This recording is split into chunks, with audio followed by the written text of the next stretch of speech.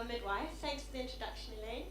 And some of you may know what a midwife does and what a midwife doesn't do. So I'm here today to talk about what midwives do and a little bit about births, and birth as I know it. Well, I'm a mum of 3, and I was brought up here, but I did do my university education in the UK, and that's where I did my midwifery. Now, around the world, in many countries, midwives are the primary caregivers. And that means that in order to do that, you usually have about a 4 or 5 year course of study in a university attached to a hospital. So I decided to do it in Oxford because it was a hub of education, and then I did my midwifery in London, where there were often pioneers for birth, and I also worked in Bristol, and they've had water births in Bristol for more than 25 years. So they were also very big pioneers in natural births and looking at complementary therapies.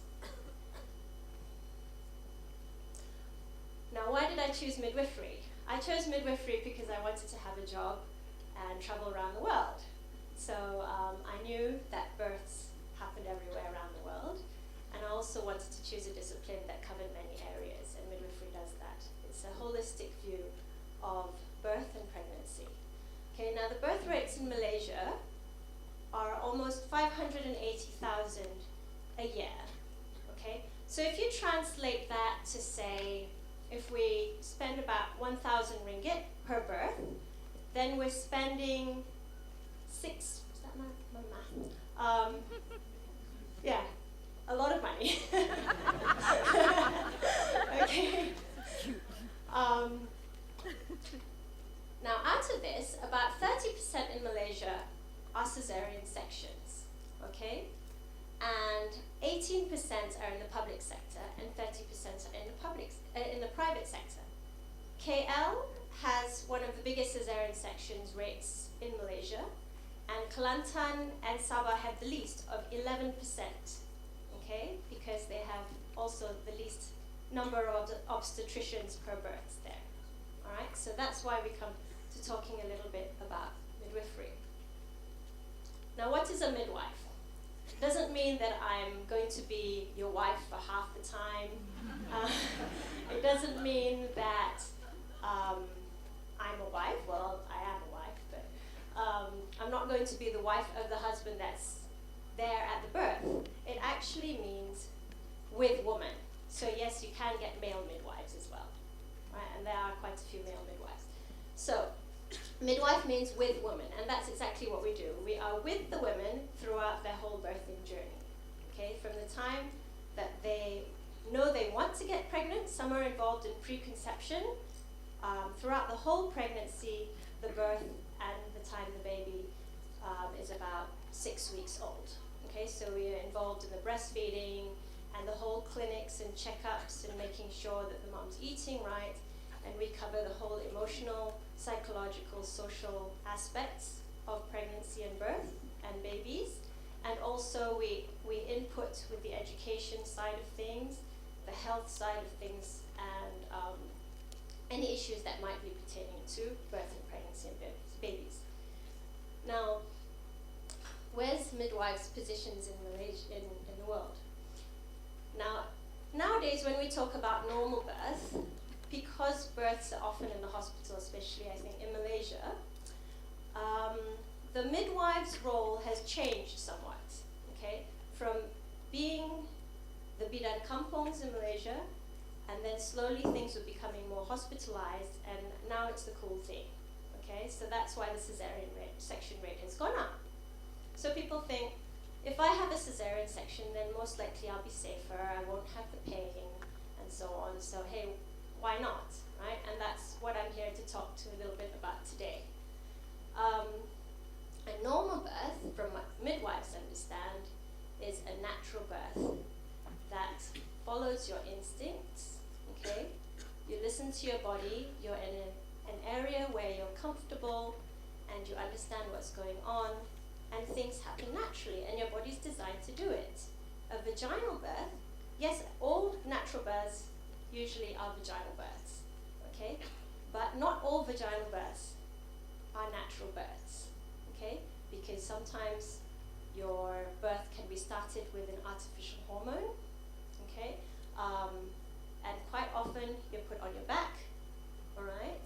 And you're strapped up to lots of things which don't quite go with the normal natural way of things that we would feel comfortable with.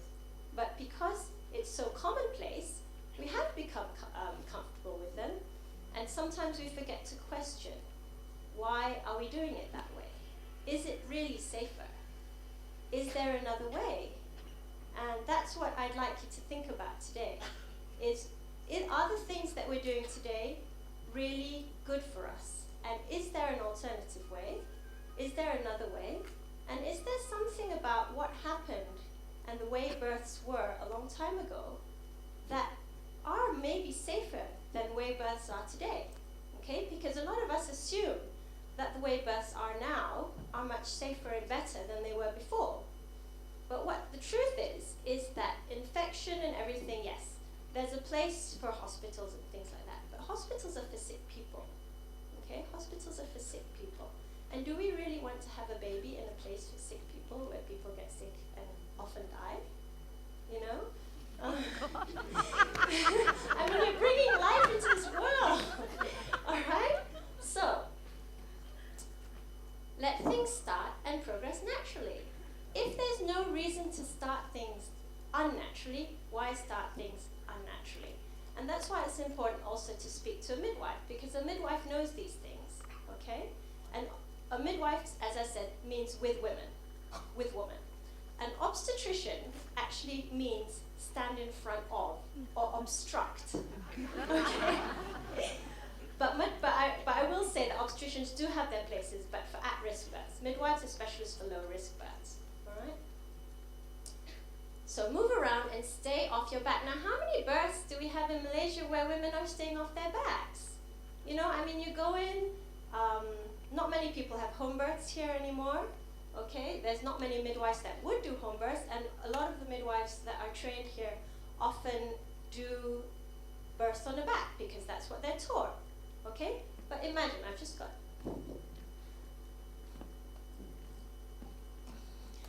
Can you get this ball out of this bottle like this? Or do you think it would be easier like this? Okay, imagine if this is a uterus and a baby coming out. I think it would make sense to be more like this than like this, right? Okay. Yeah. And wiggling around would help get it in the right place as well, right? Rather than, come out now, please. All right, and that's why it's painful. Okay, continuous support during birth. Okay, this is based on several studies. What the slides are showing. Okay, and these are research-based evidence showing things that can actually improve your chances of having a natural birth. So if you do these things, then you're most likely going to end up with a natural birth and not a cesarean section. All right. Continuous support during birth. Now, everybody's busy. Obstetricians are super busy. They're not going to be there throughout the whole birth. Who's with you during the whole birth? Most likely the midwife. So we offer continuous support during birth. Okay, we're not just there at the birth for 10 minutes. Okay, and quite often, even if it's a team of midwives, you would have seen the midwives before during the pregnancy, and they would have helped you get through. So you know them, you feel comfortable with them. Okay. Midwives are less likely to have interventions, to use interventions. Okay, interventions meaning helping things along when they don't need to be helped, okay, when it's not necessary, okay, and no separation of mum and baby, okay. No separation of mum and baby means that you can actually check the baby with the baby on you, okay, and if everything is gone normal and natural, that would be actually your first instinct, but it's because we've kind of halted those things by unnatural things coming in. Sometimes you're like, oh, just take the baby away, because it's been such an ordeal, all right? But naturally, our first instinct would be actually to hold your baby. Okay, so how to better your chances of having a normal birth? Seek a midwife's advice and support. Okay. Now I'm just going to have a little think about, what I'd like you to think about is, if you were this baby. This baby's famous already, they've taken several photos. All right. The journey into the big world of the baby begins, obviously, in the mum's womb, okay? And as it grows, it actually imprints everything the mum does, okay? And I just found out today, actually, because I was looking for evidence to support what I'm saying. And, there is a lot of research out, but it's a little bit dry. There's this branch of scientific research called fetal origins, and they're actually focusing on studies of how the way the baby is in the womb and what the mum does and the environment plays a huge part on who we are today. Okay? So babies and all of us actually have an innate ability to know how to give birth. Okay? But the thing is, with everything so sort of compartmentalized and disjointed, and a lot of us not in touch with ourselves, we actually have kind of lost that ability somehow, sometimes, okay? But babies haven't, okay? They're new, they're fresh, all right? They know how to get out, okay? So, they say, when they're in mum's womb, I need to get into the best position to come out, all right? So, somewhere along the pregnancy, the baby will get into the best position to come out. Now, if the mum's sitting on the bed, like that, video games, watching TV most of the time, the baby's probably going to be like that, or like that, and not in the best position to come out. But if the mum is active, happy, moving around, the baby will get into the optimal position, which is that way. And that's actually natural because the head's heavier and so on. There's a lot of reasons why the baby gets into this position, which I shan't go into. All right? So then the baby says, when the baby's fully grown, I'm fully grown, there's not much room in here. I think my lungs are fully matured now. I can cope with moving from an aquatic mammal to a land mammal. I think I'll tell mummy that I'm ready. I'll check that mum is ready, that she's not got too many stresses around, and that everything's okay to come out into the world. So there's a whole concoction of hormones that tell the mum, I'm ready, and things start moving. Okay, so the baby's happy, ready to come out. Then the baby's hormones are translated until the mum's hormones, they sort of link together and everything starts together. Okay, and that's when the contractions start and things start moving. All right, and everything starts opening up. The baby starts moving down because of the contractions. The baby works with the contractions, and as I say, if the mum's moving around, the baby gets into the right place, and slowly, slowly, the baby goes to the pelvic floor, which are the muscles at the bottom. Okay, so the baby hits the pelvic floor and then comes out. And the mum who's seen a midwife would have practiced her pelvic floor exercises and would have known the significance of having good pelvic floors in helping the baby come out. And then she would have also learnt the best positions to give birth, to have the baby come out more easily. By opening up the pelvis, like this, it opens up by 28%. So if you've got this big baby which needs a cesarean section, I'm sure it'll come out being almost 30% bigger in this position than this position. Okay? So then the baby comes out, okay? And what happens? It's a new environment. It's a bit bright, but not too bright, because the mum has learned through her midwifery classes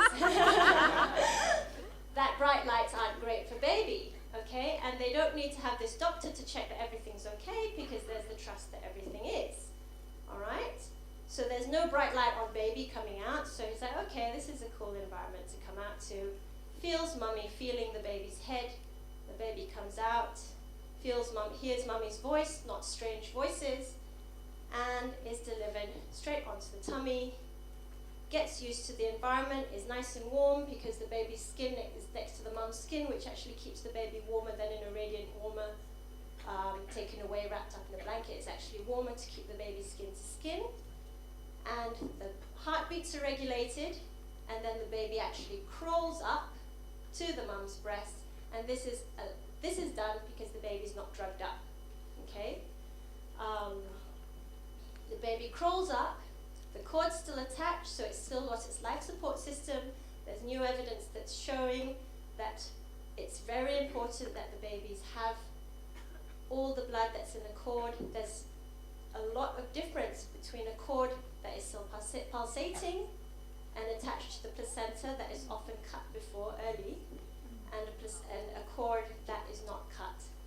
Okay? And if it's left, then the baby actually receives a very large amount of the blood volume. Those that have actually collected stem cells from the baby would see how much blood they can actually collect. Now, if your baby's so little, can you imagine that whole bag full of blood that could have gone to your baby? All right? So, the baby crawls to the breast and sucks. Okay? And the baby can suck straight away. Okay? So that's my son, my youngest. So that's a gentle start. Now, as much as I am a midwife and like births and know about births, I was still on my back in a hospital bed because there was nowhere else that was comfortable, and there was no other midwives to kind of let me have the birth that I wanted to. So, but Jack had the least amount of intervention, and he came out looking around, and he came out crawling up my tummy and straight onto my breast. And there was a very big difference. He's like super chilled out. Okay. Now, birth as we often know it, because we're so used to it, instead of just leaving things be, we've kind of lost a little bit about just letting things be. And we have to do things, we have to be busy because we're busy all the time on the phones and so on, that we've forgotten about the art of listening and just being sometimes. Okay?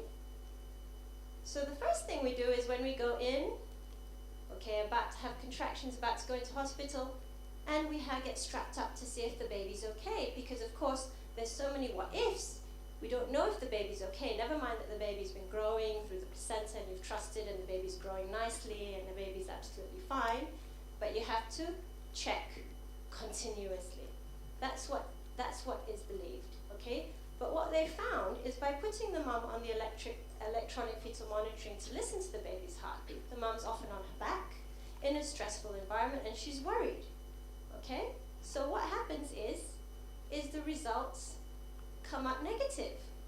And when the results come up negative, the mum can't move around, they leave you on for longer, then she can't move around for even longer and she gets more stressed, okay? And then what happens when you're stressed? The hormones that for fight and flight come in, okay? And then you have slow progress, okay? Your labor doesn't move around. It stops or slows down. And then when it stops and slows down, failure to progress, like things aren't moving well. I don't know why. So birth can't happen naturally. So, we need to have an artificial hormone. Okay, we have to start things unnaturally. Okay, which leads to a cascade effect. Okay, a reduction in, an increase in the fight or flight and stress makes the endorphin levels go down. The endorphin levels are the hormones that help with calming you. Okay, they're also the very, very important pain-relieving hormone, which are 100 times stronger than morphine, natural ones, so they don't give you the side effects. All right, and these are the pain-relieving natural drugs that help you cope with the pain relief. So yes, you can have painless childbirth if you let things happen naturally. All right, but if things if you have the artificial hormone, they're much more painful. So yes, most of you who might have been induced and said, well, I let things happen naturally without realizing that just having an induction is actually very unnatural. They say, I can't go through the pain, so there's no way I'm going to go through that pain. I'm going to have an epidural. All right? So you have an epidural. Even if things had happened naturally, quite often at about 7 centimeters, which is a time when the baby's about ready to come out. So your baby's here, and the baby's ready to come out, your body naturally has this mechanism to get the baby out. Otherwise, you'll be like, I'm quite happy being pregnant. I'm not quite ready to have this baby yet. I'm going to keep the baby inside. So it's like, no, get the baby out. So you're like, I need help. Get the baby out now. Give me some pain relief now. And that's the time that often women say, I need an epidural. I'm 7 centimeters and I need an epidural now. Get me one. And a lot of midwives who may not have understood or may not have been trained in natural birth versus vaginal birth, they say, they ask the midwives, is it going to get more painful? The midwives say yes. They're like, give me the epidural, okay? So the thing is, when you have an epidural, you have to be on your back, you can't move, you can't feel to push. So you have difficulty pushing, all right? You have difficulty pushing, then you might need a bit of help with getting the baby out.